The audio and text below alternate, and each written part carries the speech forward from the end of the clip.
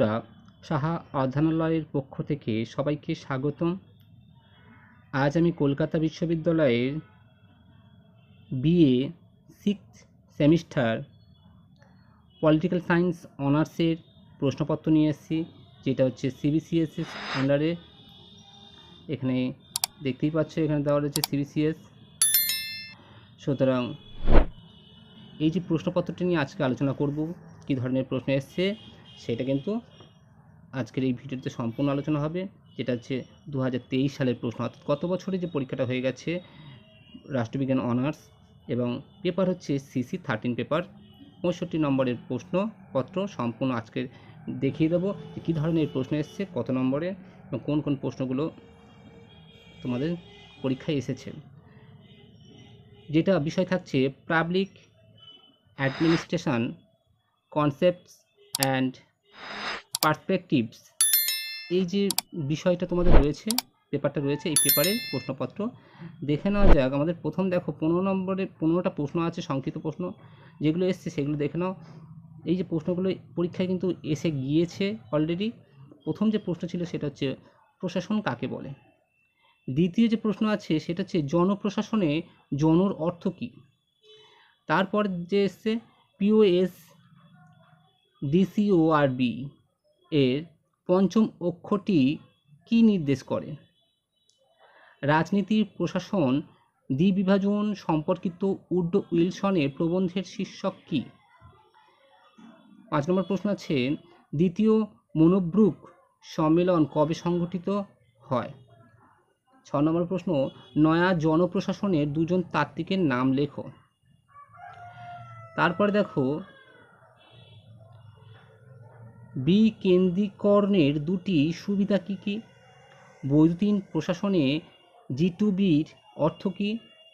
প্রশাসনিক ব্যবস্থাপনায় পিপিপি অর্থাৎ TPP বলতে কী বোঝানো হয়। ওয়েবারের ধারণায় আইনি যুক্তিনিষ্ঠ কর্তৃত্ব কী। অপ্রাতিষ্ঠানিক যোগাযোগের যে কোনো দুটি উদাহরণ দাও।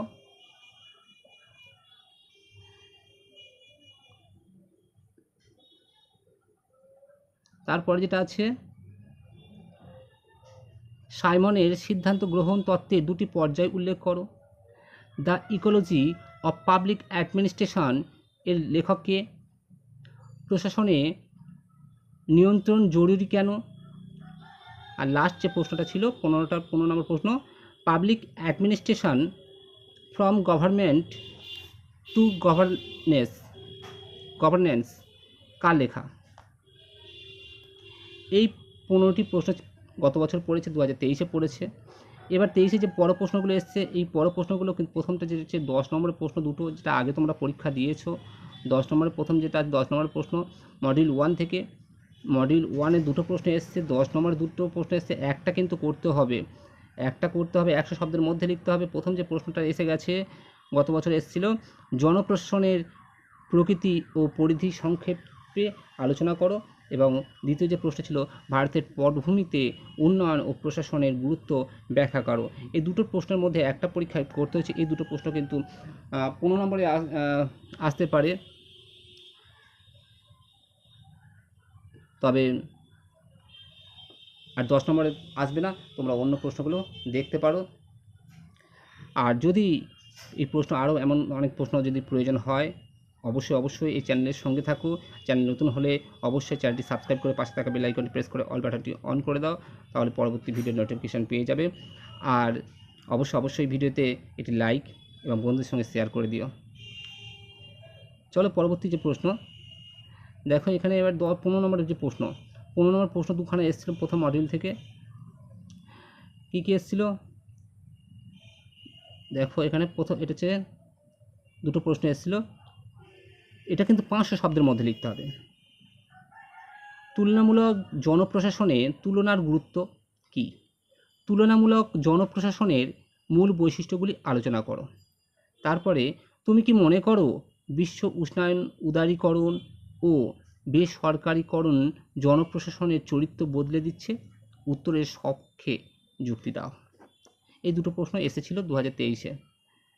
এবারে দেখো, এখানে যে দ্বিতীয় দ্বিতীয় মডিউলে আছে, দ্বিতীয় মডিউলে সেম 10 নম্বরের যে প্রশ্ন ছিল এসছে, সমাজ পরিবর্তন প্রক্রিয়ায় আমলাতন্ত্র একটি নেতিবাচক হাতিয়ার।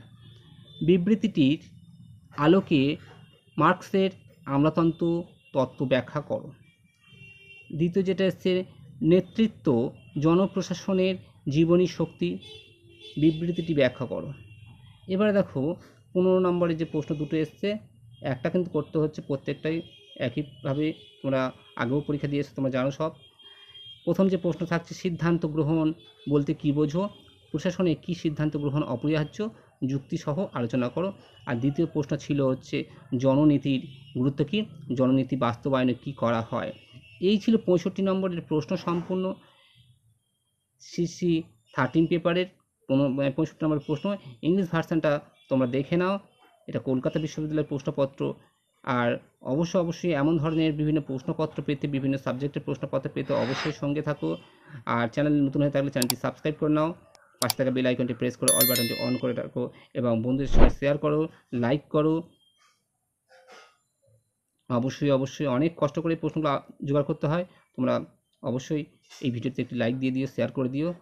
ভালো থেকো সবাই।